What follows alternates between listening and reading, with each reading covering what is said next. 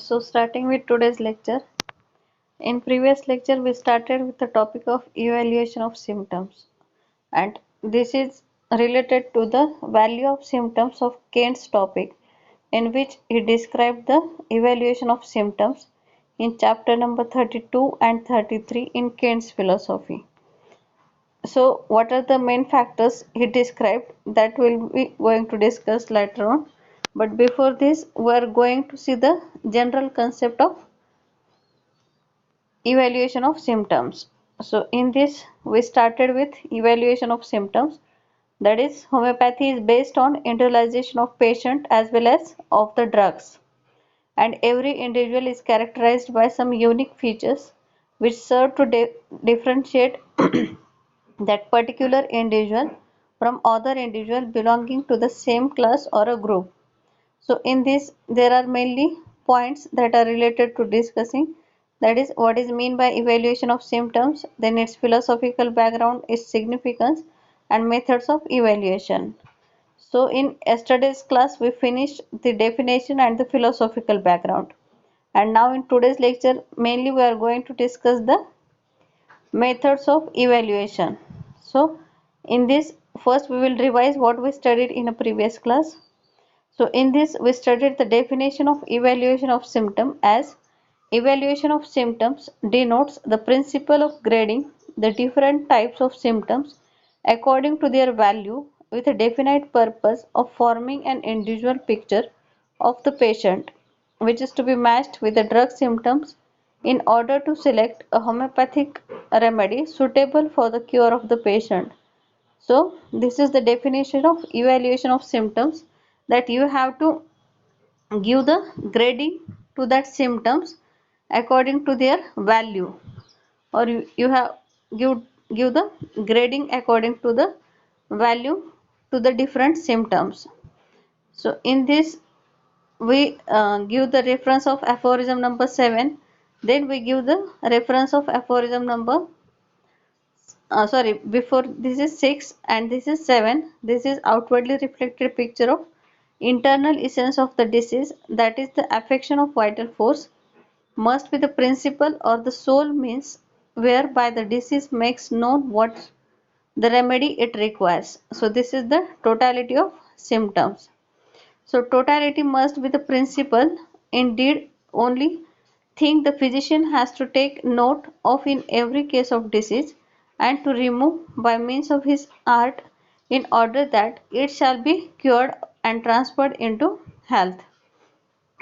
After this, Dr. Honeyman means, that is totality of symptoms means it is neither the arithmetic sum or the conceptual whole covering the generalized aspect of the symptoms, but some sort of intuitive grasp of the symptoms in their integrity. That is what we do, it is not the totality means not the sum of the symptoms or neither the arithmetic sum of the symptoms, but it is a procedure in which we form the actual portrait of a patient, and that portrait of a patient can be matched with a portrait of medicine to cure the patient permanently. Then we see that the knowledge of external world is acquired by two concepts, that is perception and conception. In this, perception makes the external world known to us through our senses, and conception makes the external world understandable or intelligible to us. So in this, these two concepts are required to know the symptoms properly, that is perceptions and conception, to evaluate the symptom. Then we see the knowledge proceeds from perception, gets synthesized and clarified through conception by a process of analyzed, and finally gets synthesized through this intuitive faculty to fit the particulars in the general settings. Then this main two sentence we discuss about, that is sense perceptions without conception is blind, and conception without perception is empty. Means the sense perception without conception is blind, that is you must have a perception, but with perception you must know the conception, that is you must have a proper understanding of that symptom, then and then only it causes the evaluation of symptom. But sense of only perception without conception, it is only a blind process. And second one, that is conception without perception is empty, means that is you know about the conception, how to understand the symptom, what is the intelligence of that symptom, how you give the value to the symptoms, but you cannot recognize the proper symptoms, or you cannot understand between the common symptom and uncommon symptom, then this will be a only empty conception. So conception without perception is only the empty process. Then Hahnemann found out this technique, which involves a novel method of observation of the patient, whereby is noted the general aspects as well as the particular aspects in the settings of the generals, which characterizes the uniqueness of the individual. Then we see this part, then we come up till the complete diagnosis, that is different types of diagnosis, and in this, that is every diseased condition, that is signs and symptoms referring to disease of a particular nosological types, that is the disease determination. Then signs and symptoms referring to particular tissues and organs of an affected person, that is disease individualization. And signs and symptoms referring to the individuality of the patient, which modify the signs and symptoms of disease he is suffering from, individual diagnosis. So in this mainly they differentiate between the disease diagnosis and the diagnosis of person. So what is mean by disease diagnosis? So disease determination, that is from the knowledge of clinical science. What you determine, that is disease determination, is done from the knowledge of clinical science. And disease individualization is make what particular features of the given disease shows in our individual patient, that is it is a disease individualization, how we differentiate one type disease from other, or same disease is present in two individuals, but how his disease is different from other person's disease, that is what particular features of a given disease shown in our individual patient. So this is the disease individualization. First is disease determination, which is done from the knowledge of clinical experience, and disease individualization is done for the individualization of particular disease in patient. Then diagnosis of the person. What kind of a man is our patient who has developed the given disease, that is his constitutional individuality, that is we have to differentiate between one person with other person. So that is the individualization of the person, or the diagnosis of the person. So you must understand what is mean by disease diagnosis and what is mean by diagnosis of the person. Then the diagnosis of person is made on the basis of constitutional individuality.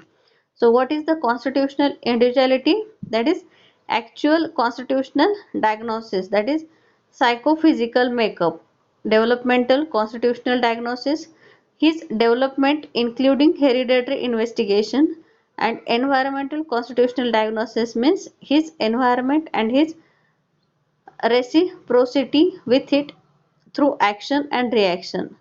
So disease diagnosis and diagnosis of patient. For diagnosis of patient, you have to depend on the constitutional individuality. That is, for the diagnosis of patient, you make the constitutional individuality. And how you make the constitutional individuality, it is depend on the actual constitutional diagnosis. That is, what is actual the psychophysical makeup of a patient, how his color is different from other, how his hairs are different from others, how his eyes are different from others. This is actually the constitutional diagnosis of that person, or we call it as a psychophysical makeup. Then the second is developmental constitutional diagnosis, that is what is his developmental history, that is his development including hereditary investigation, that is you have to investigate about his past history, his family history, that is the developmental constitutional, his development including hereditary investigation. Is there any hereditary character that is present in his generation or in his family? That is developmental constitutional diagnosis. And third one, that is environmental constitutional diagnosis. This is modified by the his environment and his reciprocity with it through action and reaction. That is what in what environment he is living and how that environment affects it his individuality. It is the environmental constitutional diagnosis. So for the diagnosis of patient, you must know the constitutional individuality of the patient, and individual constitutional individuality of the patient can be known through the actual constitutional diagnosis, then developmental constitutional diagnosis, and third environmental constitutional diagnosis. So, in order to get the homeopathic simillimum from his conceptual totality, especially for individualization of the case, each symptom has to be ranked or graded in order of priority as he explained in aphorism number 153. So, what is the need of individualization or what is the priority, that is explained in aphorism number 153 by Dr. Hahnemann in Organon of Medicine. So, this is the homeopathic simillimum from this conceptual totality, especially for individualization of the case. Each case has to be ranked or graded in order of priority as he explained in aphorism number 153. So now up till now in today's lecture we see there is a diagnosis of patient and diagnosis of disease. For diagnosis of disease there is a disease determination and disease individualization. And in diagnosis of patient we see diagnosis of patient depends upon the constitutional individuality, and constitutional individuality depends on the three factors, that is actual constitutional diagnosis, that is physical psychophysical makeup, then developmental constitutional diagnosis, and third one environmental constitutional diagnosis. Now what is its importance, that is explained by Dr. Hahnemann in aphorism number 153. So we will see what is given in aphorism number 153, that is in the search for the homeopathic specific remedy, that is in the comparison of the complex of the natural disease science with the symptoms of the available medicine, in order to find among them an artificial disease that corresponds in similarity to the malady to be cured. The more striking, singular, uncommon, and peculiar characteristic signs and symptoms of the disease are to be especially and almost slowly kept in view. So, what is given in this para? That is, in aphorism number 153, they explain about, that is for the search of homeopathic specific remedy. If you want to find a homeopathic specific remedy, that is the comparison of the complex of the natural disease signs and symptoms. And for what reason you have to find the specific remedy, that is for the complex natural disease that having signs and symptoms of the available medicines, in order to find among them an artificial disease that corresponds in similarity to the malady to be cured. And you have to find that natural disease similarity with the medicinal disease, that is the artificial disease we are going to produce, but we have to match this artificial disease with a natural disease. You must have a striking, singular, uncommon, and peculiar characteristics, signs, and symptoms of the disease to be especially and almost slowly kept in a view. So, for matching this, you must need the striking, singular, uncommon, and peculiar symptoms. These above all must correspond to very similar ones most suitable for effecting the cure. So, these above all must correspond to very similar ones most suitable for effecting the cure. And what you are finding, the medicinal disease or artificial disease which are going to produce in a natural disease patient, that must be very similar and suitable for effecting the cure.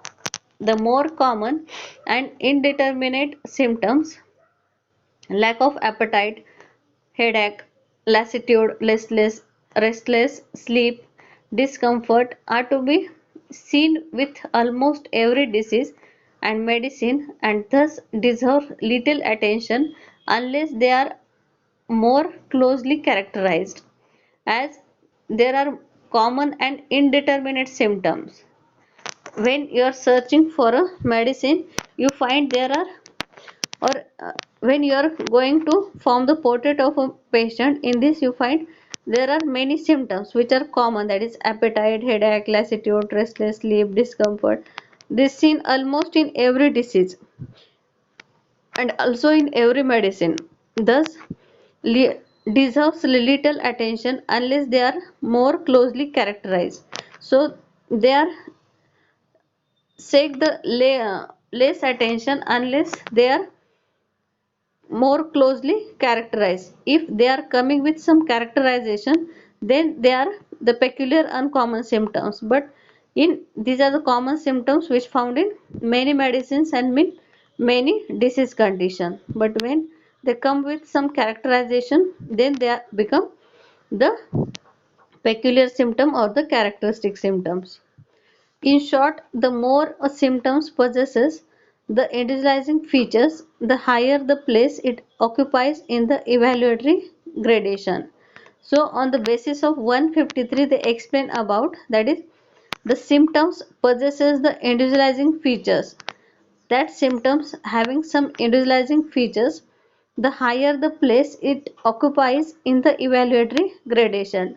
We are doing the evaluation of symptoms, means we are giving the value to that symptoms, and for the reason of gradation, that is we give the gradation, that is first grade, second grade, third grade, on the basis of value of symptoms. And if the symptoms having the individualizing features, these are the, they occupy the higher place in the evaluation.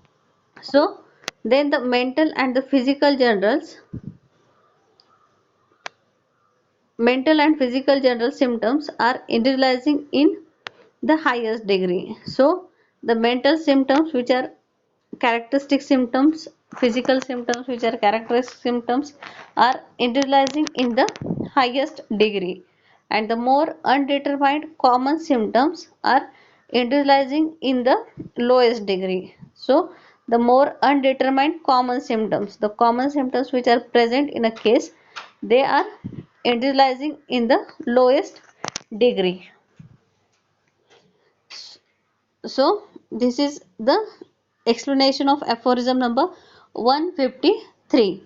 So up till now, this is the philosophical background of evaluation of symptoms. That is, what is the main basic theme behind the evaluation of symptoms. Now the next part is the different methods of evaluation. How the different methods are used to evaluate the symptoms by different pioneers. So all of you understand up till now what is the philosophical background that we studied in yesterday also, and that we covered in today's lecture also. All of you understand, or any difficulty regarding it?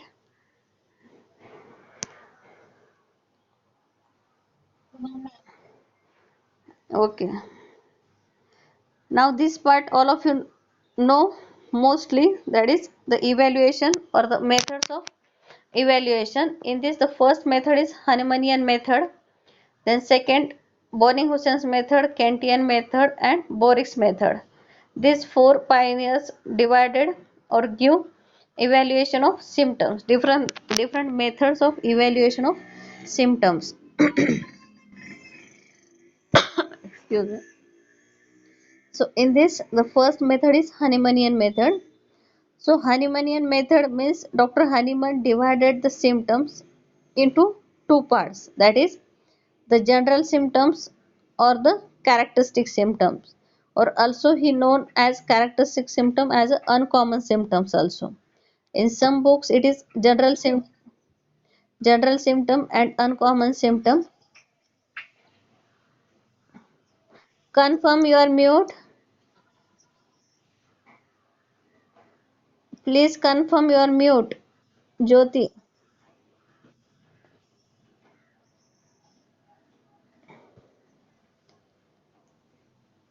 That is general symptoms and characteristic symptoms.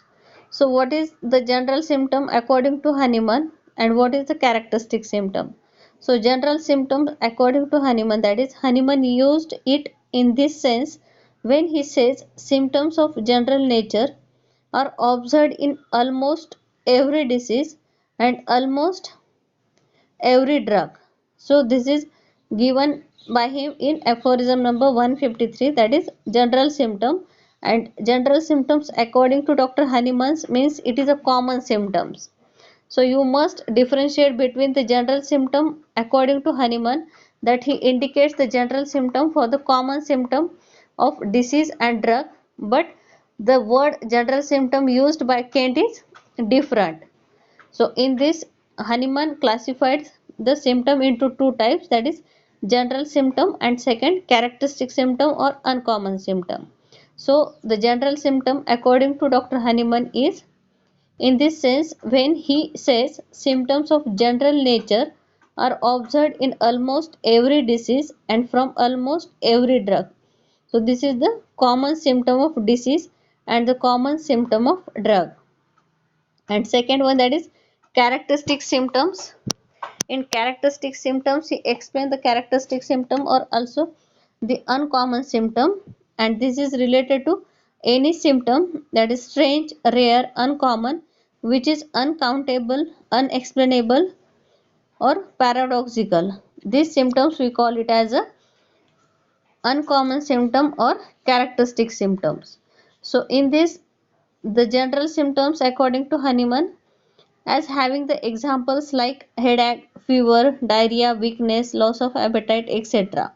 And the uncommon symptoms or the characteristic symptoms are the peculiar or a particular to a patient or a remedy. In other words, uncommon symptoms are those which distinguish a remedy or a patient, and in this they include the mainly the physical symptoms or the mental symptoms, and these are the strange, rare, peculiar symptoms. So in this you may take the examples of any characteristic symptoms which is related to the uncommon symptoms of Dr. Hahnemann or the characteristic symptoms. So this significance of this general symptom is for the disease diagnosis, and the significance of characteristic symptom is for the diagnosis of a patient. So this is the classification of Dr. Hahnemann, or the Hahnemannian method classified the symptom into two, that is general symptom and the characteristic or uncommon symptoms. In this, general symptoms refer to the common symptoms of a disease or a drug, and characteristics uncommon symptoms refer to the symptoms which are strange, rare, uncommon, peculiar, uncountable, unexplainable symptoms. And this is having the uh, importance for the diagnosis of the patient. So this is the simple method, that is Hahnemannian method. Then the second method is Kentian method. So Kentian method is the most important method, and most of the time for the evaluation of symptoms we use the Kentian methods. And this Kentian method also explained in the value of symptoms in chapter number 32 and 33 in Kent's philosophy. So how Dr. Kent classified the symptoms, that is he classified the symptoms for the evaluation, or how he gives the value to the symptoms, that is he divided it into three parts, that is general symptoms, then common symptoms and particular symptom. And then he give the gradation according to this, that is general having first grade, second grade, third grade, common having first grade, second grade and third grade, and also particular having first grade, second grade and third grade. Now what is the classification of Dr. Kent, that is he classified the symptoms into mainly three, that is general, common and particular, and the value of medicinal symptoms is classified into the three, that is first, second and the third grade. Now what is mean by general symptom, what is mean by particular symptom, and what is mean by common symptom of Dr. Kent. Now the general symptoms is that which relates to the patient as a whole. That is, what is the concept of Dr. Kent's general symptom? That is, it relates to the patient as a whole. That we call it as a general symptom. And the concept of Dr. Hahnemann of general symptom is general symptoms are the common symptom of disease and drug. That we call it as a general symptom of Dr. Hahnemann or the Hahnemann's concepts of general symptom. And this is the concept of Dr. Kent, that is, it relates to the patient as a whole, or the general symptom is that which relates to the patient as a whole, that we call it as a general symptom according to Dr. Kent. You have to must understand, or you have to remember this difference between general symptom of Dr. Hahnemann and general symptom of Dr. Kent. Then things that all lie closest to his life and his vital force are strictly general. So what are the general symptoms? That is, that relates to the patient as a whole, or that things that lie closest to his life and his vital force are strictly general. Then the mental and the emotional states, then the bodily reactions to environment, then desires and aversions, then body secretion and discharges, all these are the general symptoms. Means that relates to the mental or emotional state, that relates to the bodily reactions to the environment, that relates to the desires and aversions, or body secretions and discharges. Means the symptoms which indicates the I, or the general symptoms are those which describe the patient as a whole. Usually such symptoms are described in the first person, such as I feel or I am. Thus, virtually all the mental and emotional symptoms are general symptoms. And in this also include the physical generals, that is physical and the mental generals. So in this, the general symptoms, they again divided into the two, that is mental general symptoms and physical general symptoms. So what is the mental general symptoms? That relates to the mental condition of a patient, and in this they again give the gradations, that is first grade, second grade and the third grade according to their value. So in this, firstly the first grade generals, second grade generals and third grade generals. So in this, mainly the first grade generals are related to the which appeared in the majority of provers, confirmed by reproving, verified clinically upon the sick, and printed in Kate's repertory in capital. That symptoms we call it as a first grade generals, and it includes the rare peculiar characteristic symptoms of the remedy, then symptoms that relates to the will, love, hate, fear, desire, aversion, memory, and perversion of understanding, that all comes in the first grade general. Then the second grade general, what comes in second grade general? Which appeared in few of the provers, confirmed by reproving, and occasionally verified clinically upon the sick, that comes under the second grade general. And mainly it relates to the, we are speaking about the generals, that is in common generals. In this, it includes those pertaining to the rational mind and intellect, reactions to the environment, then climatic influences, then foods that disagree, then thermal variation, positions of body, then modality, motility, sides of body, congestion, contraction, discoloration of parts, atrophy, special senses, then sexual functions, and body secretion and discharges. So this comes under the second grade generals. Now the third grade generals, these are appeared now and then in proving, and not confirmed by reproving but clinically verified. So these come under the third grade general, and it includes mainly the common symptoms, that is headache, malaise, fever, those symptoms common to many remedies, that comes under this third grade general. So this is the gradation of general symptoms, that is first grade, second grade and third grade. Now we are discussing the mental generals. So while discussing the mental generals, what are the gradation of these mental generals? So in this, in first grade, we will found the symptoms which are related to the will and emotion, that comes under the first grade mental general. Then in second grade, there are mental general symptoms which are related to the understanding of that individual. And the third grade, which is which indicates the intellect and the memory of that individual, that comes under the third grade. So this is the gradation of mental generals only, that is in first grade will and emotional, in second grade understanding, and in third grade that is intellect and memory. Then the gradation of physical general. Prior to mental general and physical general, we see the gradation of general symptoms in general.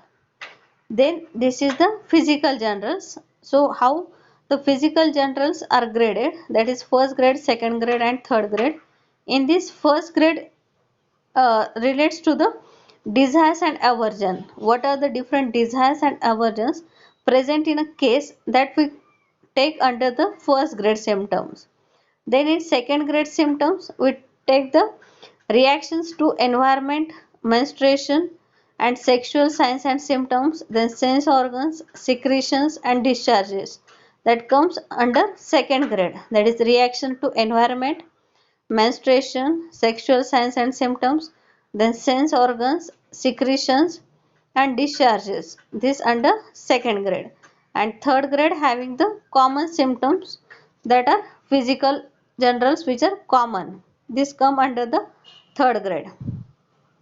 Then we go toward the next, that is particular symptoms. Now we are starting the Kentian method of evaluation of symptom. So in Kentian method, Kent divided the symptom mainly into general symptom, particular symptom and common symptom. In this, general symptoms means symptoms that relates to the person as a whole, that we call it as a general symptom, and it is again divided into mental general and physical general. Then the second type that is described by Kent is particular symptom. Now what is mean by particular symptoms? The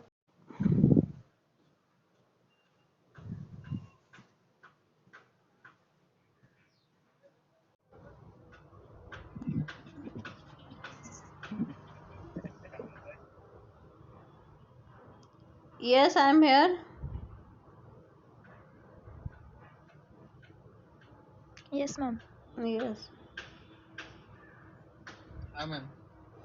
Okay, 1 minute. हो ma'am, हो ma'am. विजय बोलायला तयारच असतो लगे.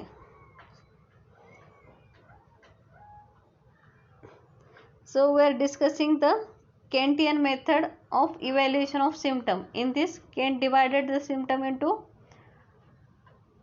three, that is general, particular and common. So in this general, that indicates the patient as a whole, and that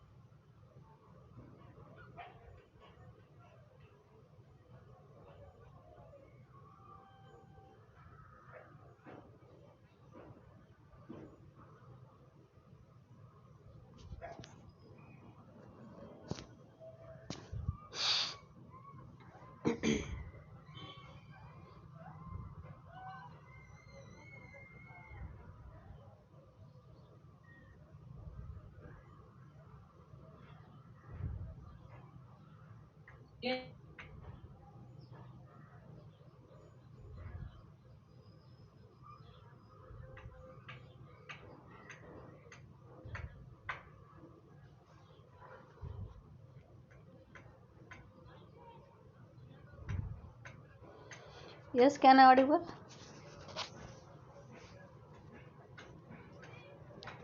Yes, ma'am. Oh, ma'am. Okay. So we are discussing the second type of Dr. Kent, that is particular symptoms. So what is the particular symptoms? The symptoms which are related to particular part or organ of a body, that we call it as a particular symptoms. And how he done the gradation of these particular symptoms or give value to this particular symptom as first, second and third grade. In this first grade gives to those that are rare and uncommon, means symptoms that are related to particular organ or part of body, but these symptoms having some rare or uncommon features that are included in first grade symptoms of particular symptoms. Then second grade, that with modality, means the particular symptoms related to particular part or organ that related to or with some modality, that is comes under second grade. And in third grade, the common symptoms to particular tissue or organ, means these are only the common symptoms related to particular tissue or organs, that comes under the third grade. In this, nothing is particulars can contraindicate generals. One strong general can overrule all the particulars that can be gathered. So in this, nothing in particulars can contraindicate the generals. So in this, the main importance given by Dr. Kent to the general symptoms, that he must indicate to collect the general symptom from the case and give the importance to the general symptoms. And in this, one strong general can overrule all the particulars that can be gathered. So in case if you gathered a number of particulars, but one strong general symptom can overrule all these particulars, so importance given to the general symptom by Dr. Kent. But this is the second type of symptom, that Kent classified the symptoms into first general symptom, second particular symptoms, and now the third is common symptoms. In common symptoms, these are the common to proving of many remedies or the natural disease condition, means these common symptoms you see in most of the remedies, proving of most of the remedies, and also in the most of the natural diseases, that is fever, malaise, headache. These are the very common symptoms that can be found in every disease condition or in every patient or in every proving. So common symptoms become characteristic. When the common symptoms becomes characteristics, when in a high intensity, when with a particular modality, and when absence of striking symptoms of the disease.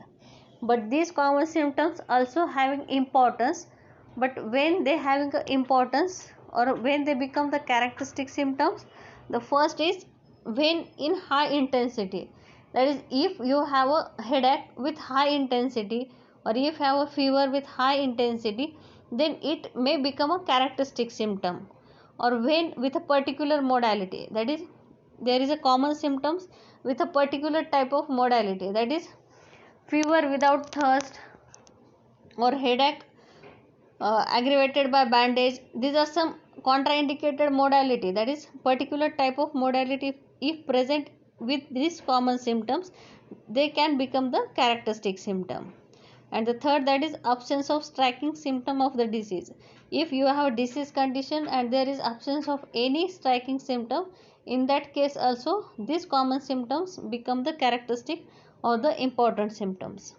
So this is the third type of classification of symptom according to Dr. Kent, that is common symptom. So the Dr. Kent divided the symptom into mainly three and give the gradation as first grade, second grade and third grade.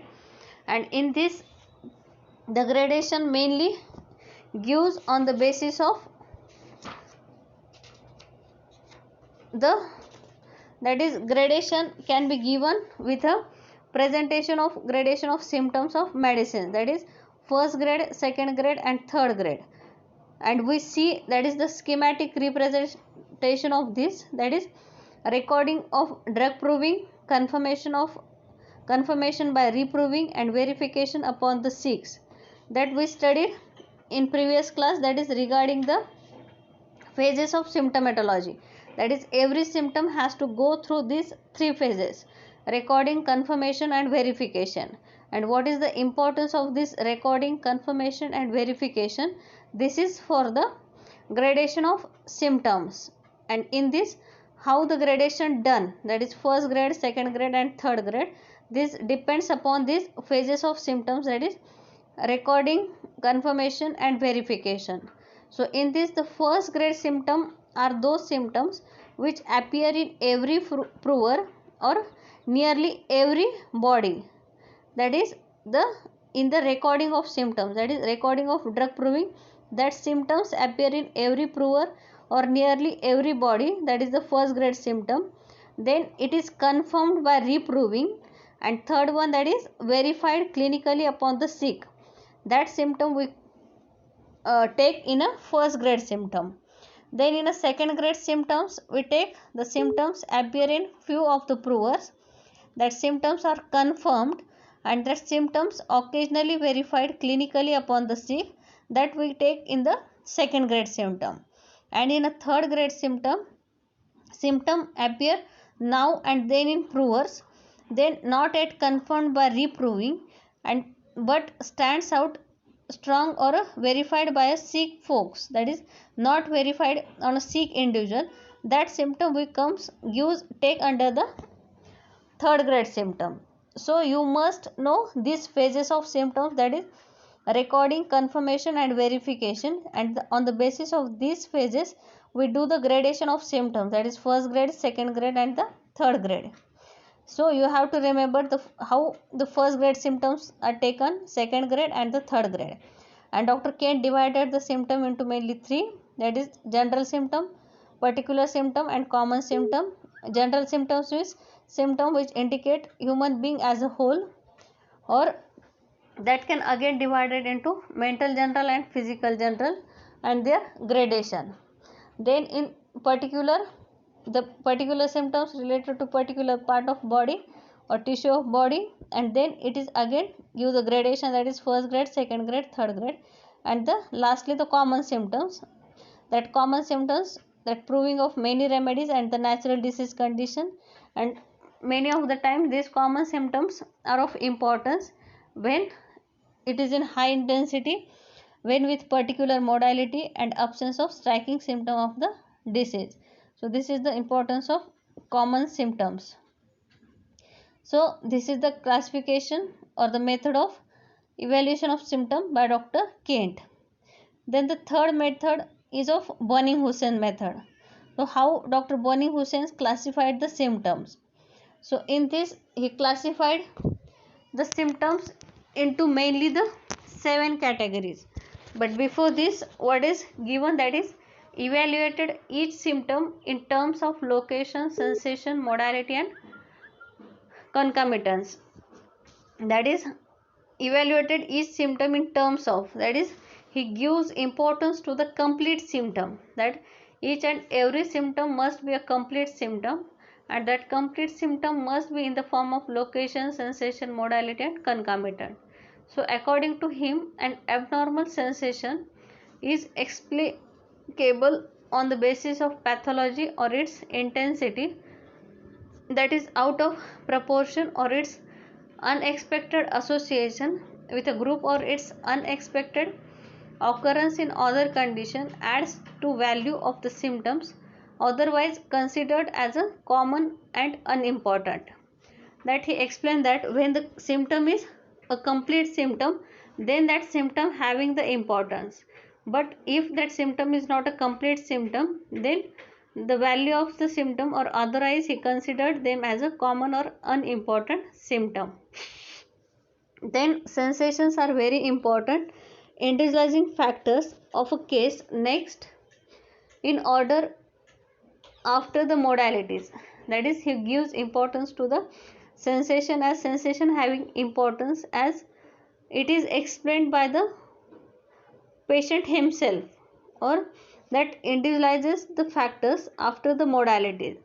Then he laid more emphasis on the importance of time dimension, causative modality, tissue affinity, and pathological generals. Then second importance given by him to the time dimensions. What is the time dimensions? Then causative modalities, then tissue affinity and pathological generals. Then with respect to mental symptoms, yes, in his lesser writing, for a sure selection of right remedy, the most plain and definite information is necessary, and it should always be particularly mentioned as to what was the patient disposition when well and how did it change through his disease. So, while noting the mental symptoms by Dr. Boni Hussain, he gives importance to the how the patient mentioned his complaints, or what is the patient disposition when he is well, and when how it changed through his disease condition, means how the mentals are changed when he is without disease, or in disease condition how his mental is changed. He gives importance to that factors, and then he want to note that mental generals. Particularly, Boni Hussein not give that much importance to the mental symptoms, the importance given to the mental symptoms by Dr. Kent, but the importance given to the that is complete symptom by Dr. Boni Hussain. But while recording the mental symptoms by Boni Hussain, he noted that for a sure selection of right remedy, the most plain and definite information is necessary. That is, while recording the mental symptoms, the most plain and definite information is necessary, and it should always be particularly mentioned as to what was the patient disposition when well, and how did it change through his disease. That is, what is the disposition of patient when he is well, and how it is changed in a disease condition. So that should be noted while noting the mental symptoms by Dr. Boni Hussain. Then the selection of the right remedy, how the selection of right remedy is done in this, that the physician should first of all note down the whole condition of the patient, the cause as far as it can be discovered, and the reason which sustained his mode of life, the quality of his mind, disposition and body, together with all the symptoms. Means that the physician should first of all note down the whole condition of the patient, that he should record the case properly, the cause as far as it can be discovered. You must know the cause of disease, then the reason which sustained his mode of life. What is the reason that his mode of life is sustained? Then the quality of his mind, then disposition and the body. Together with all these symptoms gives the selection of a right remedy. Then he classified the symptom into seven categories that all of you know, that is quis, quid, ubi, cubus, auxilius, cure, cumado, and quando, that is personality and individuality, then disease, its nature and peculiarity, then seat of the disease, then accompanying symptom is associated symptom, then cause of disease, then modification, aggravation, amelioration, and time modalities. This Dr. Bani Hussain classified the symptom into seven categories, and that must form the complete symptom. And he gives importance to the complete symptom while evaluating the symptoms also. And on the basis of this, he evaluate the symptoms. So this is the Boni Hussain's method. In this, the hierarchy of symptoms, that is capitals denotes the 5 marks, that is in the BBCR or BTBP, that is in the repertory part. So in this, the importance is to the, that is classification of symptom into seven categories by Dr.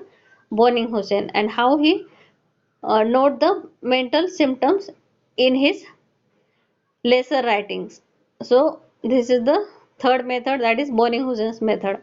In this way, we completed the Hahnemannian method, that is general symptom and uncommon or characteristic symptom. Then second one, that is Kent's method, Kentian method. He divided the symptom into general, particular and common symptom. And third method, that is Bonny-Hussein's method. He gives classification of symptom into 7 categories to indicate the complete symptom. Now the next method is Borik's method. That is how Borik classified symptom. That is, he classified symptom into 2 categories, that is general, absolute or basic symptoms. That may we call it as a general, absolute or basic symptom, and the second one, that is determinative symptom. In this general or absolute or a basic symptom means these are the symptoms which are common to all the patients suffering from the same disease, and they are essential for the purpose of diagnosis. That is, significance of these symptoms is for the diagnosis purpose. Then it appear in every proving and are of general nature and are little importance in determining the homeopathic simillimum, as they having a little importance in determining the homeopathic simillimum. These are the general or absolute or a basic symptom. And second type is of determinative symptom. In this, determinative symptoms means which are characteristic, keynote, guiding symptoms found in drugs pathogenesis and consist of mainly modalities, mental symptoms, qualified basic symptoms, strange, rare or peculiar symptoms, and this is having the importance for the selection of homeopathic simillimum. So this is the determinative symptom according to Borik. So Borik classified the symptom into two, that is very simple, general, absolute or basic, and second type it is having determinative. Determinative means uncommon, peculiar, characteristic symptom. So this is regarding the methods of evaluation of symptoms. So all of you understand these methods of evaluation of symptoms. In this, lastly, they explain the give some statement, that is homeopathy can remove the symptoms but the disease remains. So in this, there is in the interior of man nothing morbid that is curable, and no invisible morbid alteration that is curable, which does not make itself known to the accurately observing physician by means of morbid signs and symptoms, and arrangement in perfect conformity with the infinite goodness of the all-wise preserver of human life. That is aphorism number 14, and this is thank you. So all of you understand evaluation of symptom. You know this topic, we studied in second year also. Now in next lecture we will see only what is the main theme given by Dr. Kent in value of symptoms in chapter number 32 and 33. So basic concept clear of evaluation of symptom. Yes, are you listening?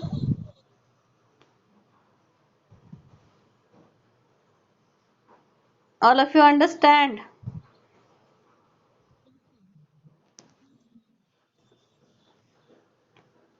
Okay, so we will stop here. Please send me attendance.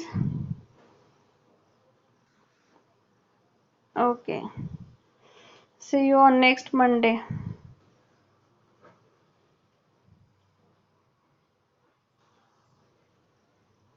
Yes? विजयला काय विचारायचं का?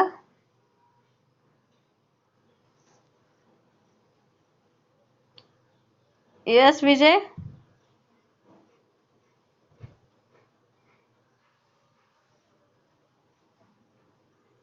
काय? आवाज येत नाही.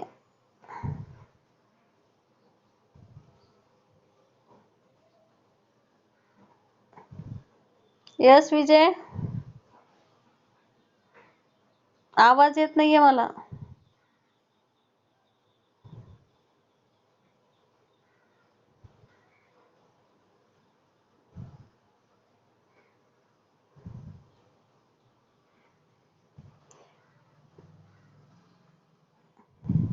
काही difficulty असेल तर मेसेज कर, मग मला आवाज येत नाही आता.